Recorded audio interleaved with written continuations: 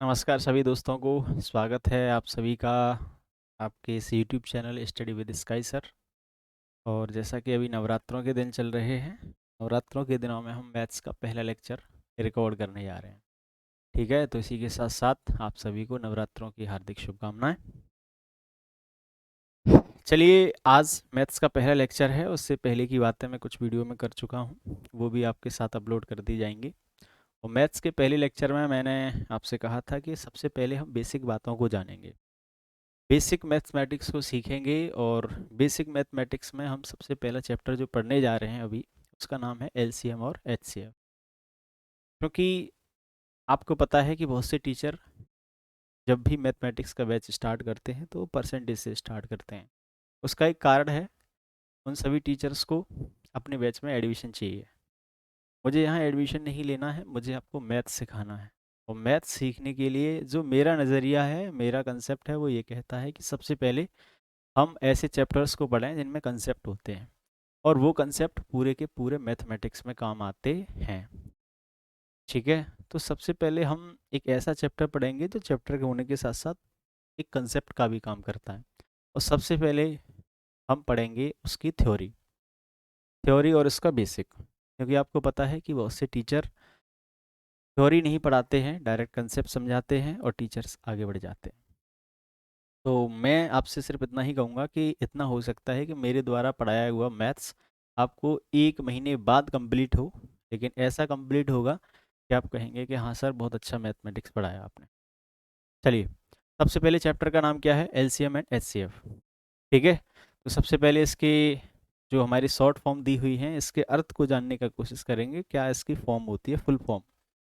हमें पता है एलसीएम और एचसीएफ को हम क्या बोलते हैं। एलसीएम को बोलते हैं हम लोवेस्ट कॉमन मल्टीपल, और एचसीएफ को बोलते हैं हाईएस्ट कॉमन फैक्टर।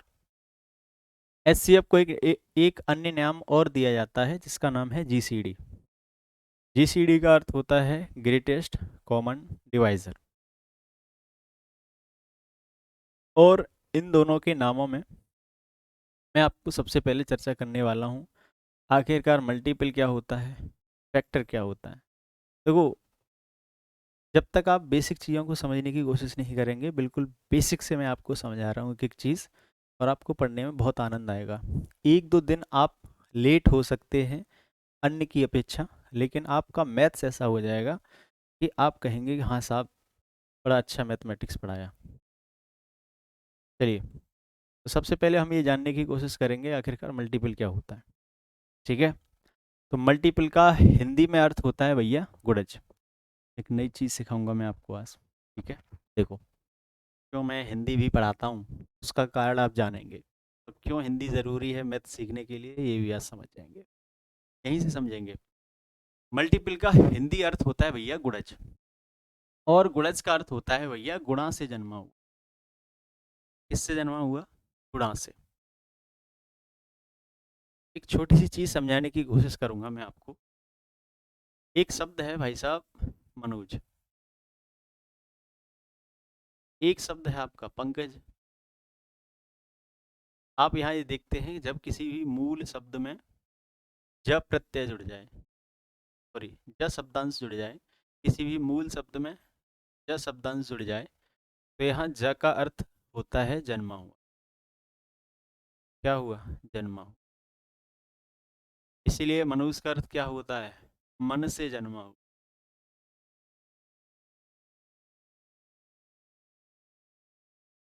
पंकज का अर्थ क्या होता है? पंक में जन्मा हुआ।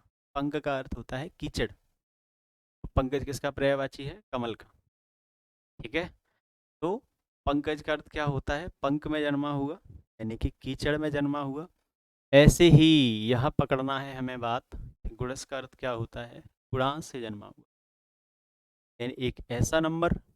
मल्टीपल क्या होगा? एक नंबर होगा, और एक ऐसा नंबर जो किससे बना हो, किससे जन्मा हो? गुणा से। वो क्या कहलाता है? मल्टीपल। वो क्या कहलाता है? गुणज कहलाता है। आया कि नहीं मजा? ठीक, चलिए, तो यहाँ पे ये लिखा है a number that is formed by multiply is called multiple. English medium वालों के लिए ये बात लिखी गई है, एक ऐसा नंबर जो किसके द्वारा बना हो? Formed by multiply. किससे बना हो? गुणा से। एक ऐसा नंबर जो मल्टीप्लाई से बना हो क्या कहलाता है? मल्टीपल। दोनों ही अलग अलग शब्द हैं, ध्यान रखेंगे। अगर मैं आपसे ये पता करने की कोशिश करूं कि मल्टीपल ऑफ 4 क्या होंगे, 4 के गुणज क्या होंगे, तो हमने सोचा है, अभी पढ़ा है जस्ट, गुणज का अर्थ होता है गुणा से बना हुआ, गुणा से जन्मा हुआ। तो 4 के गुणज भी क्या होंगे? 4 के गुणा से बने हुए। भाई 5 के गुणज क्या होंगे? 5 के गुणा से बने हुए। 15 के गुणज क्या होंगे? 15 के गुणा से बने हुए। 15 के मल्टीप्लाई से बने हुए। ठीक है। तो 4 के गुणज क्या होंगे? अगर 4 का गुणा 1 में कर दो तो 4 मिल रहा है, 4 का गुणा 2 में करेंगे 8 मिलेगा, 4 का गुणा 3 में करेंगे 12 मिलेगा, 4 का गुणा 4, 4 का गुणा 5 20। तो हमें 4 के गुणा के बाद जो नंबर मिले वो नंबर मिले 4 8 12 16 20।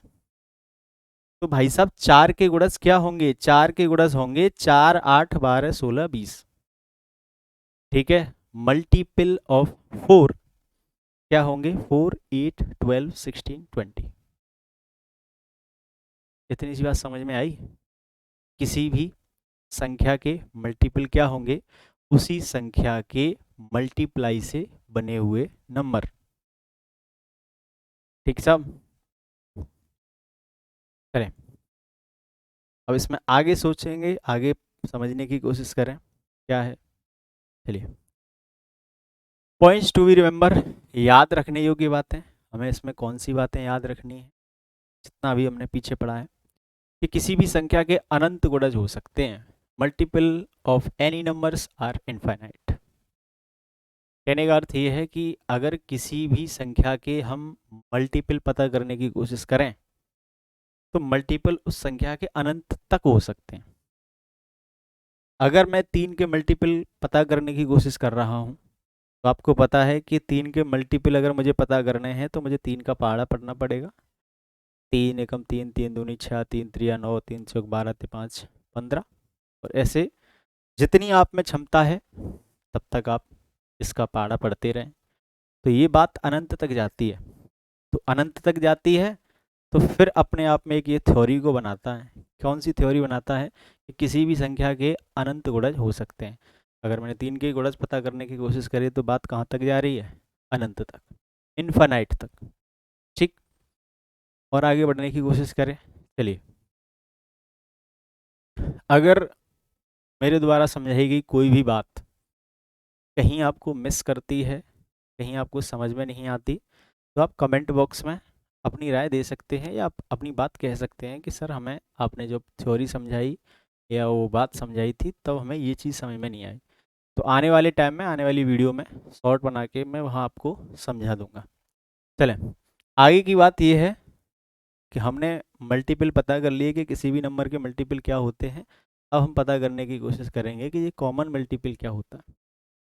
देखो भैया, मल्टीपल का अर्थ अभी हम समझ के आए हैं गुणज होता है। कॉमन का अर्थ क्या होता है? सबके साथ, या कह सकते हैं सबके पास। आप आजकल बड़ी कह देते हो कि सर एप्पल का फ़ोन तो बड़ा कॉमन हो गया है। एप्पल का फ़ोन कॉमन हो गया है का मतलब हो गया कि एप्पल का फ़ोन लगभग सभी के पास है। जब आप बचपन में क्रिकेट खेलते थे तो आप कहते थे कि 2 टीम बनेंगी, 2 टीम बना लेते थे, फिर एक बंदा बच जाता था और उस बंदे को आप कहते थे कि भैया तू रहेगा कॉमन। और जब आप उसे कॉमन बनाते थे तो उसको एक लालच देते थे कि देख भाई, तुझको फील्डिंग और बैटिंग इधर से भी करनी है उधर से भी करनी है। कहने का अर्थ यह है कि वो एक कॉमन व्यक्ति दोनों ही टीमों में गिना जाता था। तो कॉमन का मतलब होता है सबके साथ या सबके पास। लेकिन यहाँ हमें क्या चाहिए? कॉमन मल्टीपल, यानी ऐसा गुणज, ऐसा मल्टीपल जो किसके पास हो? सबके साथ हो, सबके पास हो। किन सब के साथ हो? किन सब के पास हो? तो जो भी संख्याओं की चर्चा हम कर रहे हैं उन सभी के पास हो, उन सभी के साथ हो, तो वो संख्या क्या कहलाएगी? Common multiple. जैसे अगर मैंने 3 संख्याएं ली, 12 18 36। अब मुझे इसमें ये पता करना है कि इन तीनों ही संख्याओं में कॉमन मल्टीपल क्या है। तो सबसे पहले मैंने यहाँ जो लिखा है वो ये लिखा है कि 12 18 और 36 के मल्टीपल क्या क्या हैं। पहले मैंने 12 का पहाड़ा पढ़ा तो मुझे 12 के मल्टीपल मिले। फिर मैंने 18 का पढ़ा तो 18 के मिले। फिर मैंने 36 का पढ़ा तो फिर 36 के मिले। पहाड़ा पढ़ने के बाद मुझे जो नंबर मिले वो उन संख्याओं के मल्टीपल मिले, लेकिन इन सभी मल्टीपल में मुझे क्या चाहिए? कॉमन मल्टीपल चाहिए। ऐसा मल्टीपल चाहिए जो सबके साथ हो या सबके पास हो। इन तीनों ही संख्याओं में सबके साथ और सबके पास कौन कौन से नंबर हैं? तो इसमें मैंने देखा तो एक 36 और एक 72।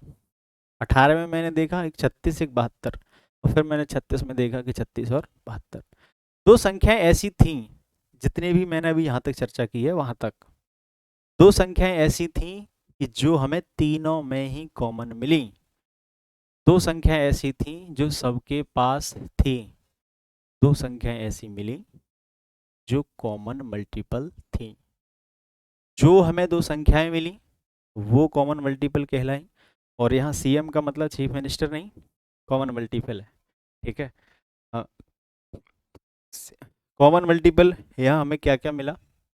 कॉमन मल्टीपल हमें मिला 36 और 72।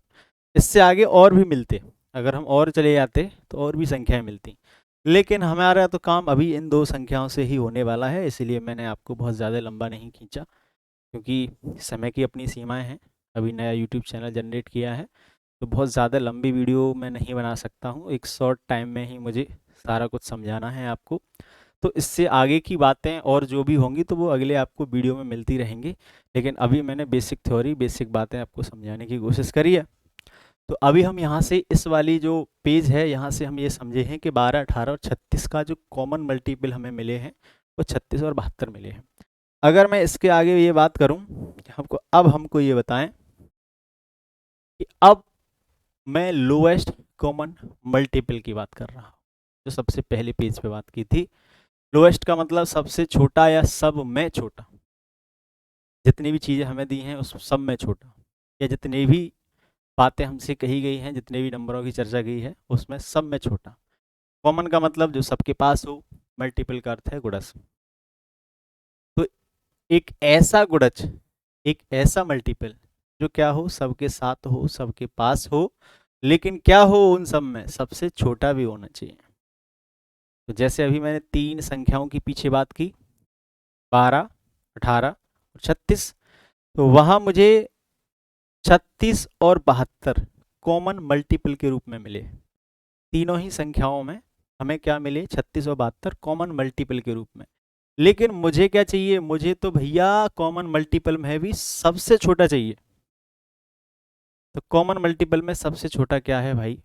क्योंकि आपको पता है ये सीरीज और आगे बढ़ती चली जाएगी, और ये जो सीरीज आगे बढ़ती चली जाएगी ये कॉमन मल्टीपल की सीरीज होगी। लेकिन हमारा जो कंसेप्ट है वो ये कहता है कि हमें लोएस्ट कॉमन मल्टीपल चाहिए, सबसे छोटा चाहिए। तो सबसे छोटा कॉमन मल्टीपल क्या है? एलसीएम क्या है? 36। तो यहाँ से एक थ्योरी छोटी सी जनरेट होती है, वो ये होती है कि the LCM of 12, 18 and 36 is 36। 12, 18 और 36 का लासा क्या होगा? 36 होगा। ठीक, चलिए, क्योंकि समय उछला है इस वीडियो को यहीं समाप्त करना पड़ेगा, और इससे आगे की बातें जो होंगी वो आगे की वीडियो में मैं आपको बताने की कोशिश करूँगा। ठीक है। बाद बाकी मेरे द्वारा समझाई गई कोई भी बात अगर आपको समझ में ना आई हो तो आप वीडियो के कमेंट सेक्शन में कमेंट कर सकते हैं, और अगर अच्छी लगी हो, कुछ भी अच्छा लगा हो तो उसको अप्रिशिएट करें, जिससे कि मेरा मनोबल बढ़े और मैं आपको आगे और अच्छी मेहनत के साथ वीडियो को अपलोड कर सकूं। थैंक यू, धन्यवाद। मिलते हैं अगली वीडियो में। नमस्कार।